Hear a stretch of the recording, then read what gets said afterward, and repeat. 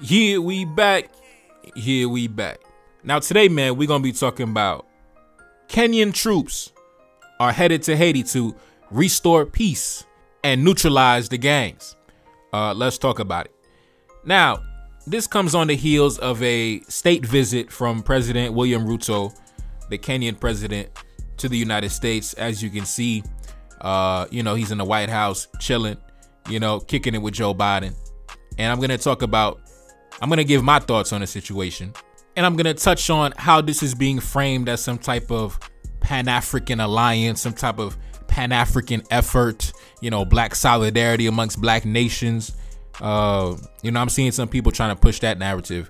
And it really shows, man, a lot of y'all black men is slow. A lot of y'all black men is slow if y'all think this is some sort of black solidarity. But I'm going to get into it, though. Let's discuss it.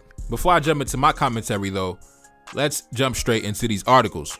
Joe Biden is honoring Kenya with a state visit as the East African nation prepares to send police to Haiti. President Joe Biden welcomed Kenyan President William Ruto to the White House for a 3-day state visit, designating the East African nation as a major non-NATO ally as it prepares to deploy forces to Haiti as part of a UN-led effort to address the security crisis in the Caribbean nation. Looming large over the visit is the deployment of Kenyan forces to Haiti. The United States for years has partnered with Kenya on counterterrorism efforts in Africa, including battling al-Shabaab. Kenya has participated in a Ukraine Defense Contact Group and an International Maritime Task Force launched by the Biden administration in December in response to Houthi attacks against vessels operating in the Red Sea. Ruto's decision to send police forces to Haiti was welcomed by the Biden administration officials as an unprecedented undertaking and a show of global leadership by Kenya. The United States is firmly committed to supporting the Kenyan deployment, White House National Security Advisor Jake Sullivan told reporters, and appreciative of the strong, principled, consistent stance the country has taken in backing Ukraine. President Biden gathered dozens of African leaders in Washington back in December of 2022 to make the case that the United States under his watch was all in on Africa's future and laid out billions in promised government funding and private investment on the continent in health, infrastructure, business, and technology.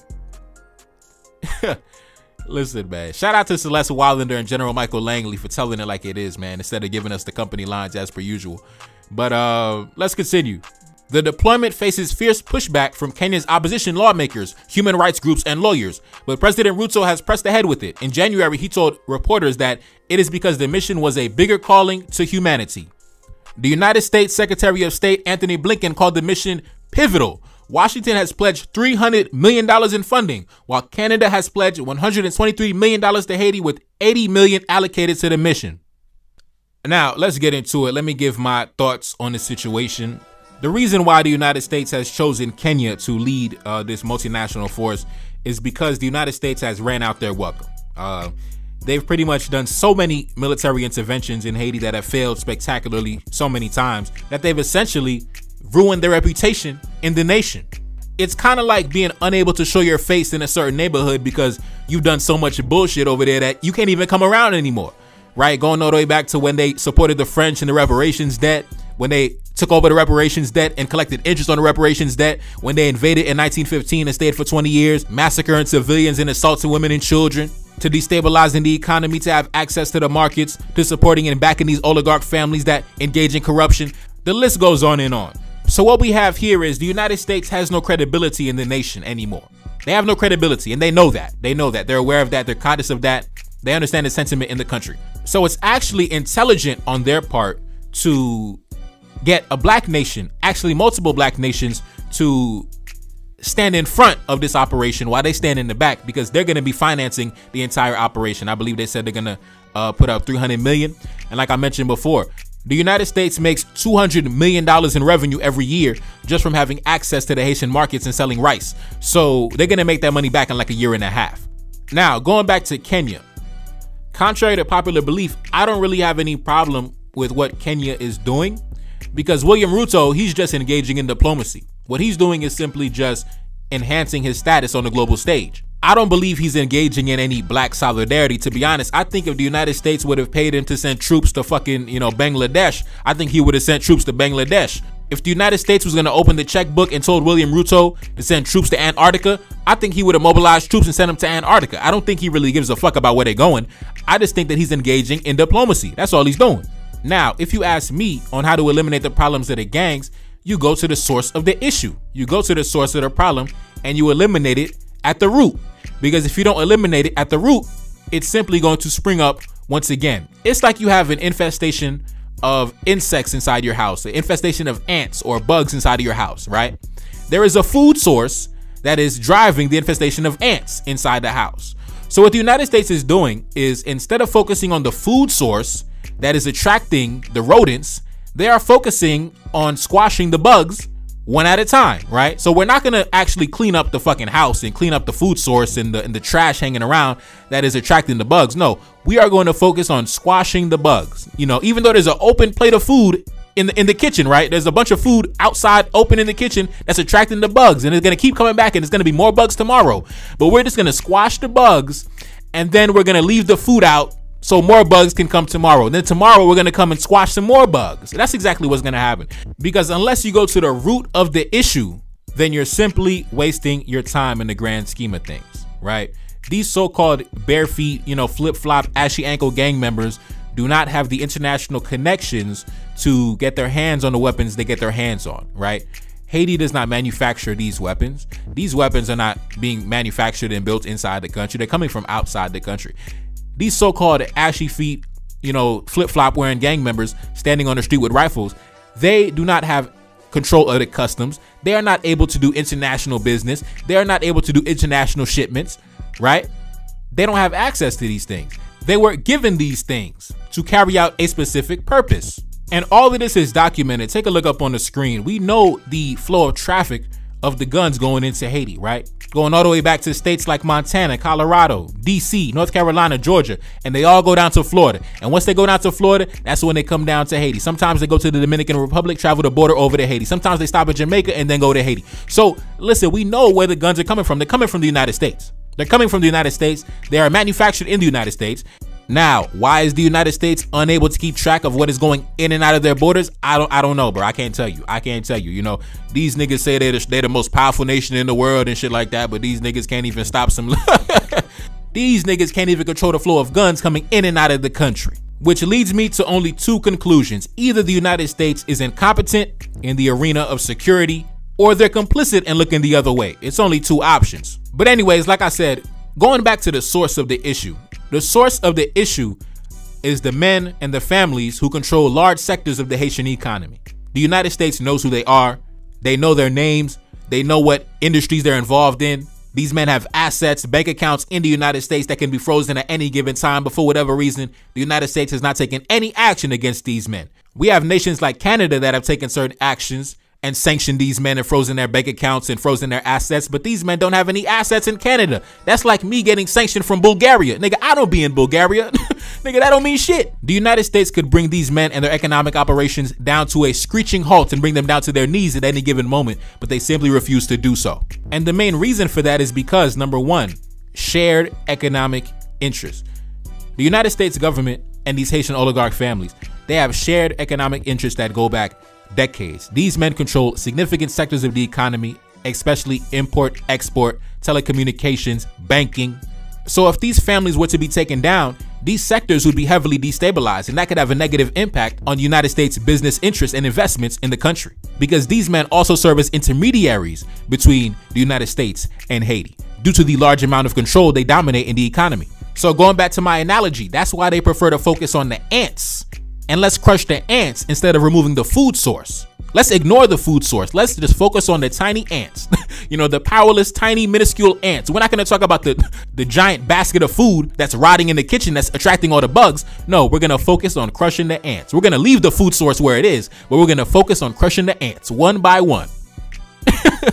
And the funny part about it is they turn around and pat themselves on the back acting like they did some shit.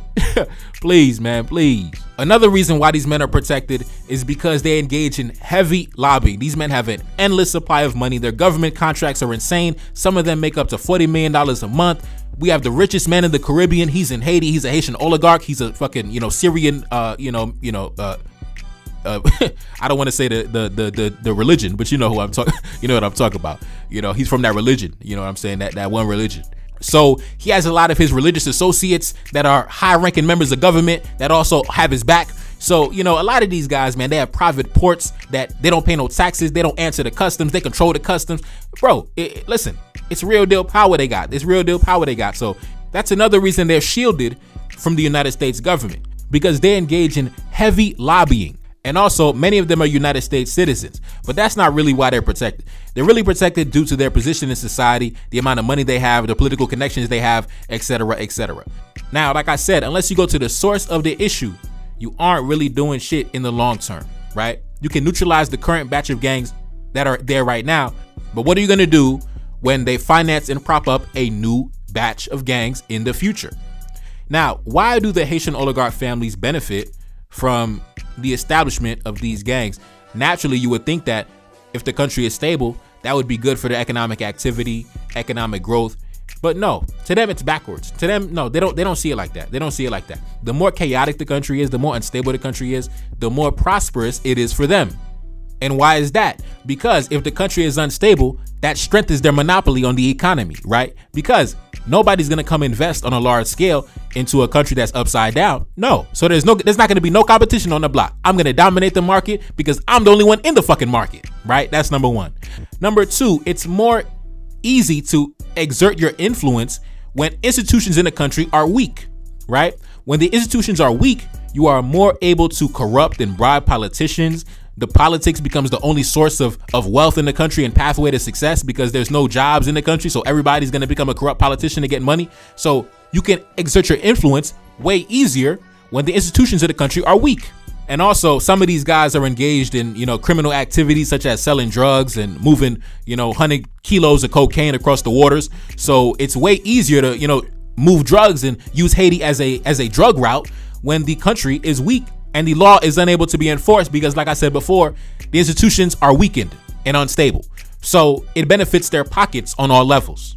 So in summary, the reason why the instability benefits these so-called oligarch families is because it's easier to dominate the economy, it's easier to exert influence, and it's easier to engage in criminal activity because the law is unable to be enforced. And the United States looks the other way because, like I mentioned before, just in having access to the rice market and importing rice into the country, the United States makes $200 million a year in revenue just from that alone. We're not even talking about the factories they got connected with these oligarch families. So of course they're gonna look the other way because they getting money with these families, right? The oligarch families getting money, they getting money. The oligarch families taking their money, putting it in an American bank account, sending it back to the American economy. Bro, everybody getting money, everybody living lavish, everybody doing it big. So of course the United States government is gonna look the other way and never ever ever prosecute any of these men and never ever ever attack any of these families. And the only reason why the gangs have reached a level where the United States and these oligarch families feel they must neutralize them is because they have gained a level of autonomy. They are no longer under the thumb of these families or these politicians. The gangs now have their own money. They have enough ammunition for them to shoot for days. You know what I'm saying? They have ammunition to waste. They are no longer able to be controlled. They are no longer mercenary shooters. They are now independent militias, independent paramilitary organizations. Some of them have connections to, you know, Colombian cartels and Mexican cartels and shit like that. They have graduated to a different level of criminality, right? So that's why they must feel they must be neutralized. And then they're going to finance a new batch of gangs in the future. That's how this shit go. That's how this shit go, man. That's how this shit go. And in 2035, you know, the American president going to be giving us the same speech, you know, the same humanitarian garbage. Shit is really a joke, man. Like I said, instead of focusing on the ants, instead of focusing on the cockroaches, why don't you just clean up the food source that is attracting all the rodents? You ever thought about that? You ever thought about that? Of course you did, but you don't give a fuck about that. You don't give a fuck about that. But anyways, I just want to attack this idea of the Kenyan troops somehow being a beacon of Pan-Africanism and black solidarity. No, but I can give you examples of Pan-Africanism and black solidarity between Haiti and other black nations and other, you know, black men. That's definitely happened in the past. It's not the first time that Haiti has reached out to African nations for military assistance. That's happened going all the way back 200 years ago, if you want to be honest. Take a look up on the screen. Christophe created a noteworthy military machine, and during the last years of his reign, his army won the approval of visiting Englishmen, for whom he was proud to exhibit the discipline and skill of the Negro soldiers. Realizing he could not entirely trust the maintenance of order and the preservation of his power to the Negro troops who had witnessed his rise to supreme authority, who had seen the fall of Dessalines through intrigue among the generals, and whose loyalty was often fickle and insecure, Christophe made arrangements with foreign merchants for the transportation of 20,000 Negroes from Africa, carefully selected and given the most rigorous training. They not only served as his bodyguard, but acted as an internal police force, and to them was assigned the surveillance of the entire kingdom. Placed in every village and district, they provided him with an intimate knowledge of the actual condition of his realm and gave him a potent means of imposing his will upon the people. The Royal Dalmets, so named from the area of Africa from which they had came, were well clothed and acculturated, better trained and more efficient and disciplined to a higher degree than regular Haitian soldiers. They were personally responsible to the king and enjoyed his royal favor. Through them, he was able to maintain order, suppress crime, and require obedience to the exacting provisions of the Code Henry. Now, 200 years ago, King Henry Christophe, he actually imported African troops to strengthen the Haitian military, right? So, and he did that without having the white man finance it for $300 million, right? So these niggas, these stupid niggas on YouTube talking about, oh man, this Pan-African, this black solidarity, black solidarity. These slow ass, that ain't black solidarity. The black solidarity funded by the Europeans. Niggas is stupid, bro. Niggas is real life stupid, bro. Now, do I hope that Kenyan troops are successful in neutralizing the gangs? Absolutely, of course. But let's not call it black solidarity. Let's not call it Pan-Africanism, okay? That's embarrassing, okay? I mean, goddamn. Black solidarity and Pan-Africanism financed by Washington, D.C., financed by the white man. Come on, man. That ain't black solidarity, man. Come on. The black man got to finance his own military operations, man. You know, the black man got to interface amongst each other. We don't need, these white boys in the room when we talking business. That's stupid, bro. Our forefathers, our predecessors, they did not operate like that. They were able to finance their own operations. They were able to communicate amongst each other and do business amongst each other without outsiders in the room. So let's not call it black solidarity, okay? Let's not call it that. Let's not call it that. It's not black solidarity. It's not Pan-Africanism. It's not that. Because I guarantee, if the United States government was not cutting the check, President William Ruto would have no interest in this operation. This is going to be a payday for William Ruto. This is going to be, strengthening their status on the world stage as a nation. Salute to Kenya, but it's not black solidarity though. It's not that. It's not that. It would have been black solidarity if they would have, volunteered to do it and we would have interfaced amongst each other and just financed it amongst each other. But this ain't black solidarity. It's not that. It's not that. Everybody has their own interests at play, which is fine. Kenya is going to benefit from this, in the form of money, investment, equipment, things like that. The United States is going to benefit from this because they're going to have access to the market. It's going to restore commerce, right? The oligarch families are going to benefit from this because the gangs have become autonomous and no longer under their control. So they're going to be neutralized and back under their control. Everybody's going to benefit in some type of way. But please, save me the humanitarian speeches. Save me the Pan-African speeches. Save me the black solidarity bullshit. Come on, man. Come on, man. Now, I hope it's successful. I hope it works out, but just please, man, please stop the nonsense, man. It's not black solidarity. It's not Pan-Africanism. It's a military operation backed by Washington with black men serving as cannon fodder and hired guns. That's all it is, man. That's all it is. And unless you go to the source of the problem, you ain't really doing shit in the grand scheme of things. Anyways, man, it's your boy Neferkari Salim back in the Billy. Yes, indeed. Cash App up on the screen, and I'm gone east. Reincarnated, I'm back in original fashion. I left on a horse and came back in that ass, and I left with abundance and came back to famine. We used to be pyramids, now we be rapping. Look how the mighty have fallen. Used to be running, now we be walking. When you be cooning, that's when they applauded. Selling your soul, your sons and your daughter. Gotta come up in this shit, they stuck in the mix. Really, my heart it be breaking. That's why I'm stacking that paper and handle my business. Pass it down in generation. Talking about money and power and building a nation. That's a deadly combination. Never be watching the TV, they pushing agendas, falsifying information. Know they got malice intentions. Step in the room and I'm feeling the tension. Enemy watching, he blocking my vision. Came for the check cause I need my redemption. Building my kingdom, I need it protected. Ready for war like a young Money Congo. Never decided the team is the motto. Up in the crib and I'm whipping up waffles. Up in the crib and I'm smoking gelato. I'm chilling, I'm taking my pain and make it ambition. I'm blessed by the gods, but I ain't religious. I came for the power, they came for the bitch. They making no hourly wage, I got business. This shit is an art and they could never be taught. Selling my soul, I can never be bought. Play with my money, I see you ain't caught. Run to the check and I do it for sport. Babylon falling, I go to the source. Packing my luggage and go overseas. Shorty be with me and she so elite. Shorty be chocolate, I'm calling her Hershey. Secret intelligence probably gon' murk me. Don't fuck with brands cause nigga I'm Haitian. Say the wrong shit and you're smacking their faces.